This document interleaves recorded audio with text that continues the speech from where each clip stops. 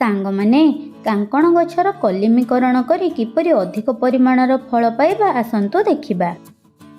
प्रथमे माटी रे किछि बाली और किछि भर्मी कंपोस्ट मिसाई गछ लगाइबा पई प्रस्तुत करिबा। एबे एही प्रस्तुत माटी को पॉलिथिन रे पुराइकरी रखिबा। आमे जेहेतु गोटिए गछ को गोटिए पॉलिथिन भितर लगाइबा, आपण माने जेते गोटी गछ लगाइबा को चाहेबे सेते गोटे पॉलिथिन व्यवहार करिवे।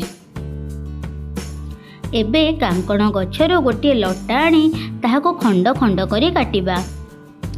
लताटी को ठीक तार गंठी पाखरु ही काटिबे। एबे से छोट छोट खंडर तल अंश को दाढ़ुआ छुरी साहाय्य तेरछा भावरे काटिबे। तेरछा भावरे कटा जाइथिबा से अंश को टोटो रूट रे बुड़ाई माटी रे भल भावरे पोती देबा। टोटो रूट हेउची गोटे रूट इनहांस मेडिसिन। यह को गछ डाल रे लगेकी ताको पोतिले सेथिरे बहुत जल्दी चेर आसी जाई थाए। एही परि भावरे अन्य सब खंड को भी टोटो रूट रे बुड़ाई माटी रे पोती दियंतु। पोती सारिला परे सेथिरे भल भावरे पानी दियंतु और ताहाको नै छाई स्थान रे रखि दियंतु।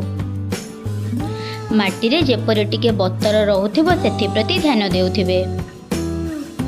10 ରୁ 12 दिन भितर देखिए से लता गुड़िकर सब चेर आसी जाइथिबो। चेर लगा से कांकण गछर लता को नहीं एथर बाहर माटी ऊपर पोती दियंतु। देखिबे बहु कम दिन मध्यरे सेथिरे फूल फुटिकरी फल धरी जिवो। एही परि भाबरे कलमीकरण करी आमे कांकण गछ लगाइले बहु अधिक परिमाणर फल पाई परिबा।